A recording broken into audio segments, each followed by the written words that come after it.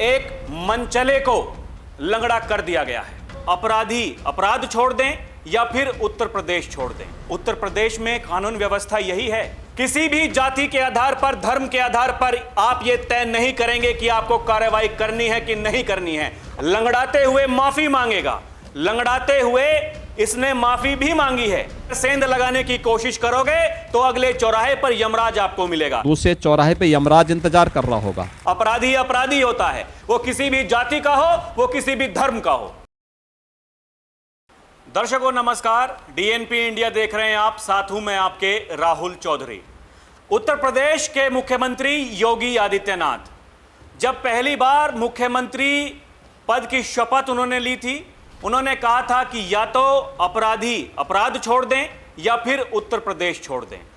उसके बाद से लेकर के अब तक योगी आदित्यनाथ लगातार मंचों से इस बात को कहते हैं कि उत्तर प्रदेश में अपराधियों के लिए कोई जगह नहीं है, माफियाओं के लिए कोई जगह नहीं है। लेकिन हमें यह भी देखने को मिलता है कि समय समय पर योगी आदित्यनाथ सरकार के ऊपर कानून व्यवस्था को लेकर आरोप लगाए जाते हैं।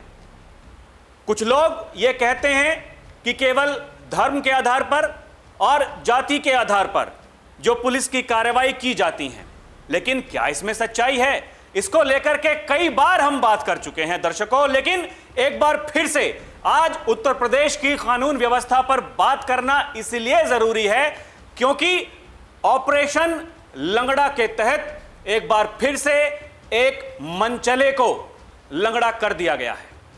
और ये जो खबर है ये मुरादाबाद से है। बीते दिन सोशल मीडिया पर एक वीडियो वायरल हुई थी जिसमें यह देखा गया कि एक बुर्का पहने जा रही थी औरत और पीछे से एक मनचला आया और उसके साथ में बदसलूकी की गई। तमाम सोशल मीडिया पर लोगों ने जाकर के ट्वीट किया, ये लिखा कि क्या उत्तर प्रदेश में कानून व्यवस्था यही है? जिसके बाद में हमने देखा कि 24 घंटों के भीतर वो जो आरोपी था ऑपरेशन लंगड़ा के तहत उसका इनकाउंटर हुआ और उसके पैर में गोली लगी। आगे आऊंगा किस तरीके से वो माफी मांग रहा था और ये कह रहा था कि मुझे छोड़ दीजिए, मुझसे गलती हो गई। लेकिन ये जो मीडिया रिपोर्ट है दर्शकों, इसमें ये साफ साफ लिखा हुआ है कि महिला के साथ में अश्लील हरकत करने वाला निकला आदिल। अब पुलिस ने उसके साथ क्या किया? रिपोर्ट में बताया गया है कि मुरादाबाद से कल शर्मनाक वीडियो सामने आई थी और एक बुर्का पहने वाली महिला के साथ में एक युवक ने अश्लीलता की थी। वो भाग निकला मगर अब आरोपी पकड़ लिया गया है और उत्तर प्रदेश की मुरादाबाद पुलिस ने जो ये आरोपी है इसका इनकाउंटर कर दिया। अब लोग देखिए सोशल मीडिया पर क्या कुछ लिख रहे थे, ये जानना बड़ा महत्वपूर्ण है दर्शकों। ये एक यूजर है नीतीश कुमार यादव, इन्होंने लिखा, इस शर्मनाक हरकत ने न सिर्फ एक महिला की अस्मिता को चोट पहुंचाई है बल्कि समाज की सोच पर भी सवाल खड़ा कर दिया है। किसी की भी इज्जत के साथ खिलवाड़ करने वालों के लिए कानून से भी पहले समाज को आवाज उठानी चाहिए। ऐसे अपराधियों को सख्त सजा मिलनी चाहिए ताकि कोई और ऐसी घिनौनी हरकत करने से पहले 100 बार सोचे। उसके तुरंत बाद जो मुरादाबाद पुलिस है उसने संज्ञान लिया और उन्होंने देखिए एक्स पर ट्वीट किया, उक्त संबंध में थाना नागफनी पर मुकदमा पंजीकृत किया गया है, अग्रिम विधिक कार्रवाई प्रचलित है। उसके कुछ देर बाद में एक और देखिए वीडियो शेयर करते हुए ट्वीट किया गया और इसमें कहा गया, एक युवक द्वारा महिला के साथ छेड़छाड़ करने की सोशल मीडिया पर वायरल वीडियो के संबंध में थाना नागफनी पर अभियोग पंजीकृत कर अग्रिम विधिक कार्रवाई की जा रही है। इस संबंध में पुलिस अधीक्षक नगर मुरादाबाद पुलिस की बाइट जो कप्तान साहब हैं उन्होंने बताया कि देखिए हम कार्रवाई कर रहे हैं और जो आरोपी है उसको बहुत जल्द पकड़ लिया जाएगा। ठीक वैसा ही हुआ। ये कल तक देखिए जो मैंने कहा कि कुछ लोग ये मौका ढूंढ रहे थे और आप यहां पर देख करके पहचान सकते हैं। देखिए ये जो यूजर हैं राहुल गांधी जी के साथ में जो नेता विपक्ष हैं इनकी फोटो है। ये सवाल पूछ रहे थे, ये देखिए देश में महिला कितनी सुरक्षित है, एक और यूजर देखिए ये सवाल पूछते हैं कि उत्तर प्रदेश में महिला कितनी सुरक्षित है, ये देखिए। अब सोशल मीडिया पर क्या कुछ लिख रहे हैं यूजर, ये भी जानना बड़ा महत्वपूर्ण है। मुरादाबाद पुलिस ने ऑपरेशन लंगड़ा चलाकर आदिल को पकड़ लिया, इसकी टांग में गोली लगी है। वो लिखते हैं, देखिए ये कल उन्होंने लिखा कि ये वायरल वीडियो जो है मुरादाबाद से है और ये जो हरकत है वो घिनौनी हरकत है। उसके बाद में आज अपने पोस्ट को ये देखिए रिट्वीट करते हुए ये लिखते हैं कि ऑपरेशन लंगड़ा चलाकर आदिल को पकड़ लिया गया है। इसके अलावा लोग देखिए, ये कल ही लोग लिख रहे थे, ये वायरल वीडियो मुरादाबाद का बताया जा रहा है। मुस्लिम महिला गली में अकेले जा रही थी, एक आदमी पीछे से आया और उसके साथ में अश्लील हरकत की। ईश्वर का संदेश आया है, शाम तक ये LBW हो जाएगा या लंगड़ाते हुए माफी मांगेगा। अब देखिए एक और यूजर हैं, वो ट्वीट कर रहे हैं, आदिल सैफी नाम है, बुर्काधारी महिला से दरिंदगी करने वाले शांतिप्रिय समुदाय से संबंध रखने वाले जनाब आदिल सैफी का यूपी पुलिस ने इलाज कर दिया है। और ठीक जैसा ये कह रहे थे भाई साहब कि ये लंगड़ाते हुए माफी मांगेगा, लंगड़ाते हुए इसने माफी भी मांगी है। ये क्या कह रहा है, एक बार आप खुद सुनिए।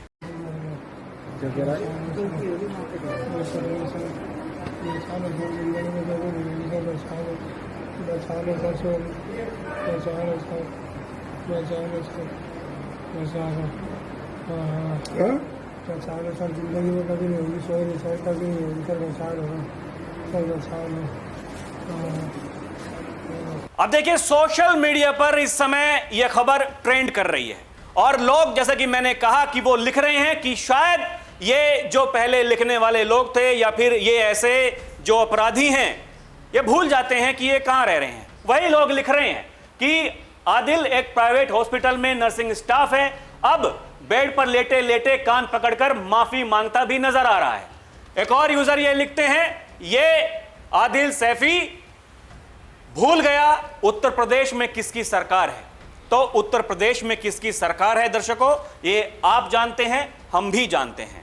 योगी आदित्यनाथ जो सूबे के मुखिया हैं, वो जैसा कि मैंने पहले कहा, वो यही कहते हैं, अपराधी या तो अपराध छोड़ दें या फिर उत्तर प्रदेश छोड़ दें। ये एक देखिए सूर्य प्रताप सिंह IAS रिटायर्ड हैं, ये लिखते हैं, योगी बाबा को ये सब बर्दाश्त नहीं, आरोपी आदिल सैफी हुआ ऑपरेशन लंगड़ा का शिकार, दुष्ट अब मांग रहा माफी, अब कोई नहीं बोलेगा यूपी में जंगल राज है। लेकिन बोलने वाले अब भी बोलेंगे, जिनको बोलना है वो बोलेंगे। लेकिन यहां यह समझना बड़ा जरूरी है कि पुलिस ने कितना समय लिया, 24 घंटे भी नहीं लगे इस अपराधी तक पहुंचने में, ऑपरेशन लंगड़ा करने में। और वही योगी आदित्यनाथ कहते हैं, अगर कोई बेटी और व्यापारी की सुरक्षा में खतरा पैदा करेगा तो कानून का डंडा उसको ऐसे चपेट में लेगा जैसा उसने कभी सोचा भी नहीं होगा। वो देखिए ये कहते हैं कि मैंने बोला था कि अगर व्यापारी और बेटी की सुरक्षा में खतरा पैदा करोगे तो दूसरे चौराहे पर यमराज इंतजार कर रहा होगा। सुनिए क्या कह रहे हैं योगी आदित्यनाथ। बेटी और व्यापारी की सुरक्षा में खतरा पैदा करेगा तो कानून का डंडा उसको ऐसे चपेटे में लेगा जैसे कि उसने कभी सोचा भी नहीं होगा। और आने वाले समय में उसकी 7 पीढ़ियां याद करेंगी कि कानून के साथ खिलवाड़ करने और किसी गरीब को परेशान करने की कीमत क्या होती है। आज उसी का परिणाम है, अपराध और अपराधियों के प्रति जीरो टॉलरेंस की सरकार की नीति का परिणाम है। व्यापारी और बेटी की सुरक्षा में खतरा पैदा करोगे तो दूसरे चौराहे पे यमराज इंतजार कर रहा होगा। तो दर्शकों, ये तो योगी आदित्यनाथ का कहना है कि अगर महिला या फिर व्यापारी किसी की भी सुरक्षा में अगर सेंध लगाने की कोशिश करोगे तो अगले चौराहे पर यमराज आपको मिलेगा। लेकिन यहीं उत्तर प्रदेश के पूर्व मुख्यमंत्री समाजवादी पार्टी के मुखिया, उन्होंने सोशल मीडिया पर एक ट्वीट किया है। उन्होंने लिखा है, जो भी गैर कानूनी हो उसके खिलाफ कार्रवाई हो, क्योंकि अवैध तो अवैध होता है, फिर क्यों किसी जाति या धर्म विशेष के लोगों को टारगेट किया जा रहा है। न्यायपालिका तुरंत संज्ञान ले, यह संविधान विरोधी काम है, हम इसके खिलाफ कोर्ट जाएंगे। पीडीए को जितना प्रताड़ित किया जाएगा, पीडीए एकता उतनी ही ज्यादा बढ़ेगी। जो पीड़ित वो पीडीए। इस घटना के बाद में अखिलेश यादव जी ने यह ट्वीट किया, लेकिन यहां इनका जो संदर्भ है वो कुछ और है, क्योंकि 2 दिन पहले ये अवनीश कुमार श्रीवास्तव, जो जिला पंचायत राज अधिकारी बलिया के, इन्होंने एक आदेश जारी किया था।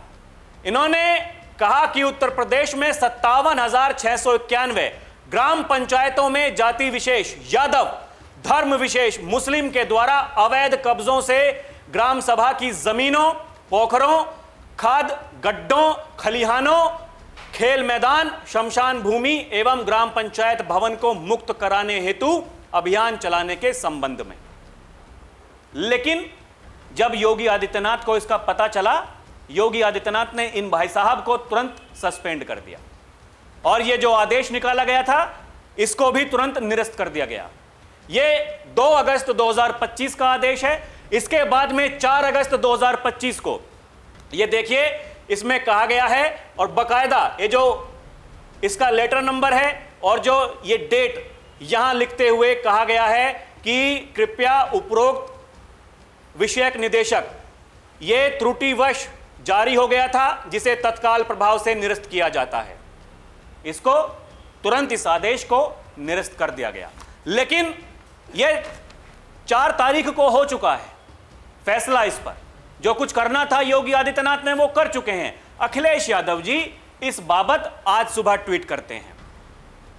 अब क्या कहेंगे? क्या इनको पता नहीं था या फिर जानबूझकर ऐसा किया गया है? आपको क्या लगता है दर्शकों, हमें कमेंट करके जरूर बताइएगा।